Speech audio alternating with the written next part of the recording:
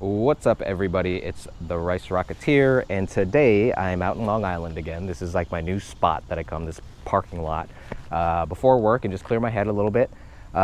It's been about 4 weeks that I've had the bike now, and I have zero complaints. I can't find a single thing that I wish was done differently on this bike or they had changed out. It's just amazing for me. I daily it.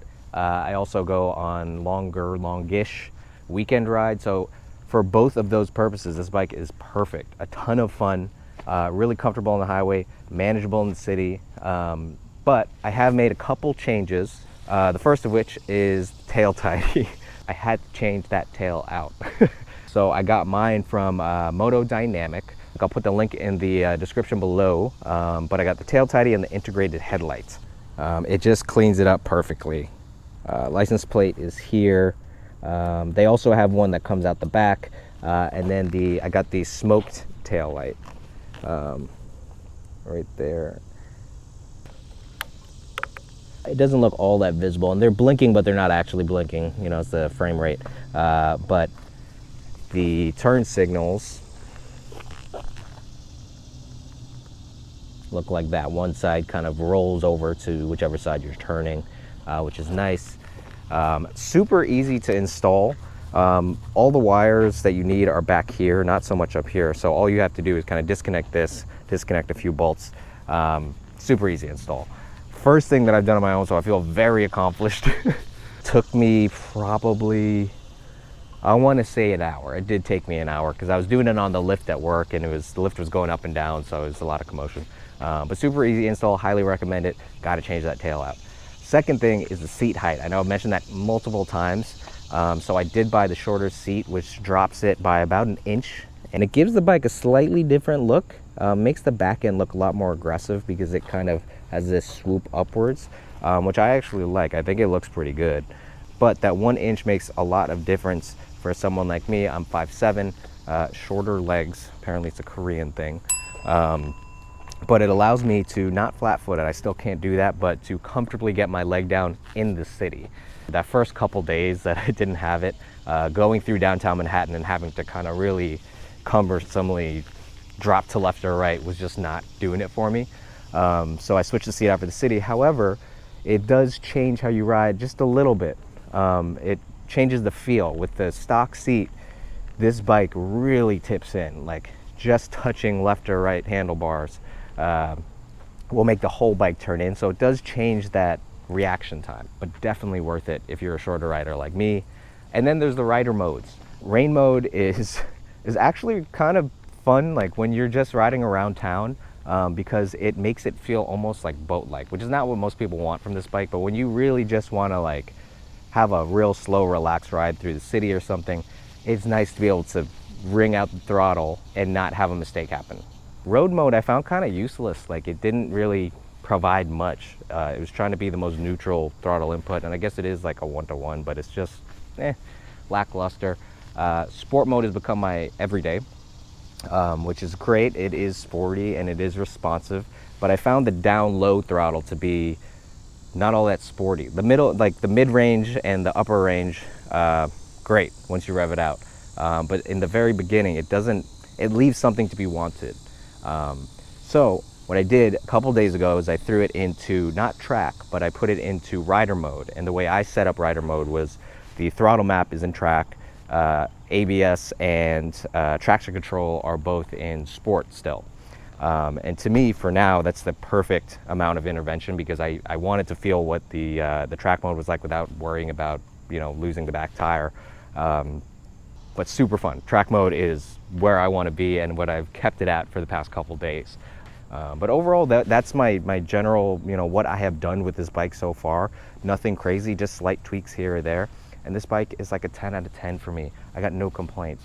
All right, running a little behind.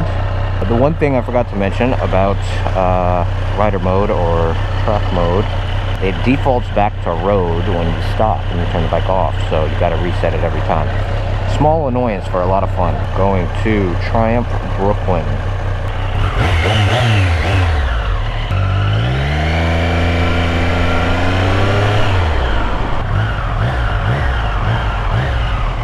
the suburbs. So as I mentioned before, this track mode, actually I don't have it in track, I have it in rider mode, because track mode has the ABS and the traction control kick in at a much lower level, or sorry, higher level, less intervention. And just because I wanted to get used to how the throttle works and how it feels,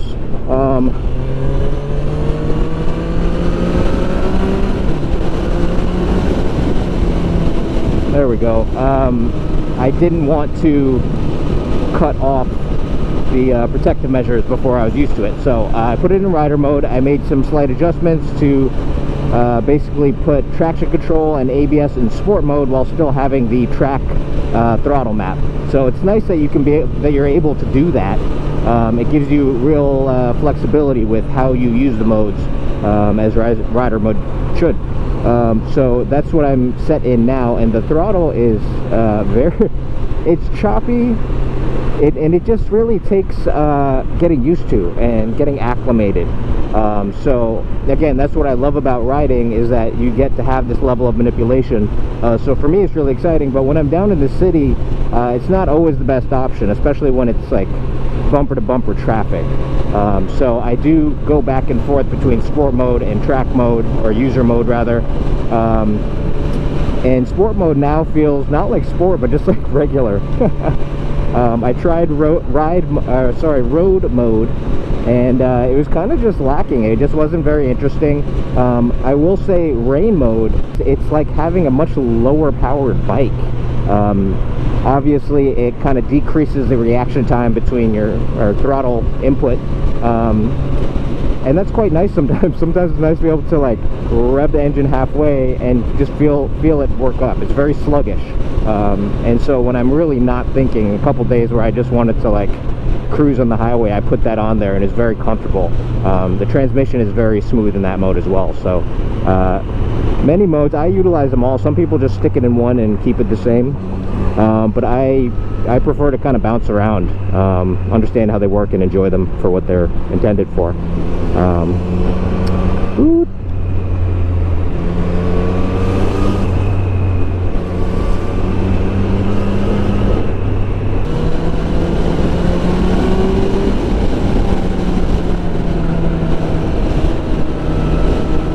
There was a comment from last week's video that was actually kind of valid.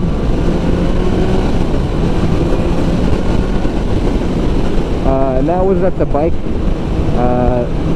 the Street Triple RS, just takes a lot to rev out, and the bike could be much more powerful if the engine capacity was bigger, the engine was poured out.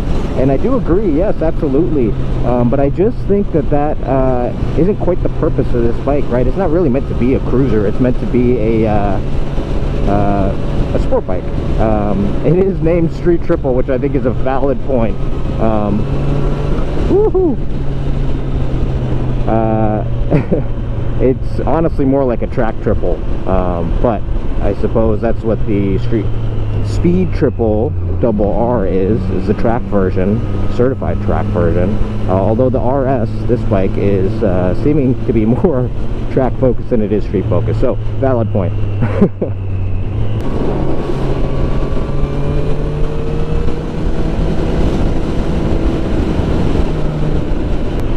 This is the first bike that I have had that I can really rev it out.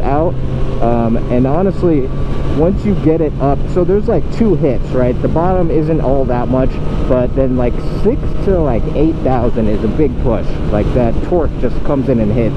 And in track mode, at least the throttle map for track mode, it hits a lot earlier. At like 3,000, you begin to feel it start pulling.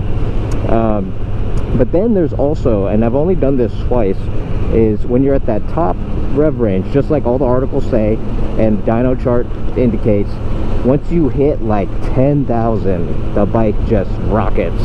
And you're like holding on for dear life, which is great. And it's nice to know that it's up there when you need it. But like rarely in everyday riding, I never need that, obviously.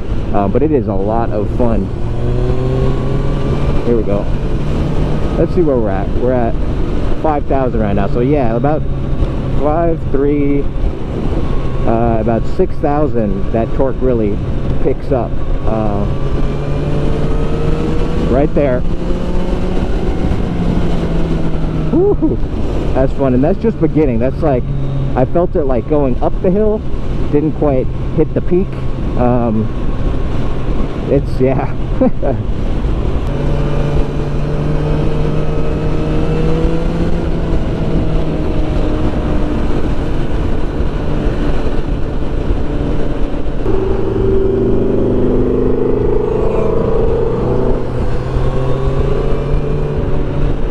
Nice little GT action here. Bam bam. That's the one thing, guys. For the first time, because I have this bike, I'm dying for an exhaust. Like, absolutely dying. This bike is worth an exhaust. It would be so much better with one. I've never had an aftermarket exhaust. I've always wanted one, but it didn't really make sense on the Indian FTR because it sounded nice. Came with acropopic twin cans, and MT-07 just doesn't seem like it's actually worth it. Damn, the guy coming up fast. So, you know, I would, but it's like $1,500 at least because it's a full system. They took away the ability to just put a slip-on on. And also, there are new regulations coming out, which a lot of people say bullshit too, but I also just don't want to deal, like, I'm all about minimal intervention, so having to worry about switching out my exhaust to get inspected and yada yada, and worry about cameras and getting pulled over just for my sound, it's just, to me, pretty unappealing. But it's a damn shame because this bike would sound amazing with an exhaust. It does sound good on its own. It has that kind of triple whisper thing that the bike is known for, so I'm not completely short-handed here. I just I would like the option. God damn it, I'm American. It's my right. Ooh, a little windy today.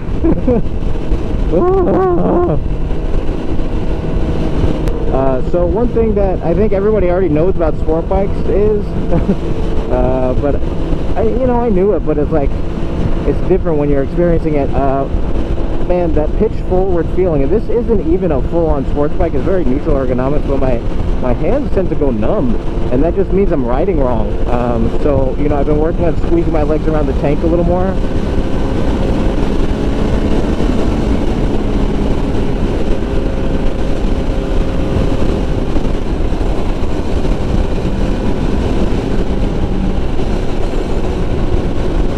Squeezing my legs around the tank a little bit more, and trying to ease up on my arms, especially my throttle hand. It's very tight all the time, and I'm trying to train myself to keep my hand tight, but the rest of my arm pretty loose, and that's been a real mental challenge for me because I've never really had to think about that before. So something to keep in mind. There we go, it's my exit.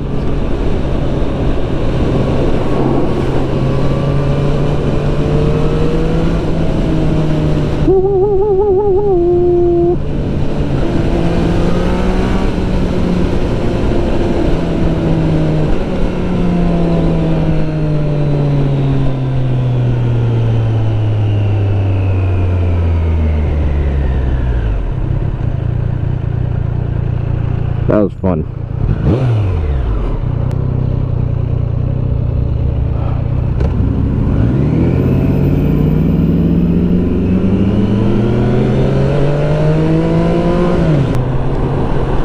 Alright guys, so that's the ride for today. I'm on my way to work and gonna hopefully sell some bikes. I got some people coming in. But yeah, just to recap the things that I've changed about the bike: tail tidy, I did the lowered seat, and then the rider mode. So like nothing crazy. I didn't spend a tremendous amount of money. It was like $200 for the kit. And then other than that, it was just like figuring out how the bike rides and what the rider modes do and what I wanted. So I think the bike is pretty much set up, ready to go, and doesn't need all that much altercation for the average rider, and it's gonna be a blast. So yeah, that's my video, guys. Thanks for tuning in. Make sure to check out the channel, give me a subscribe and check out the other videos if you like motorcycle content like this. Follow me on Instagram and TikTok to keep up to date with what I am doing on a week-to-week basis. Until next time, guys, peace.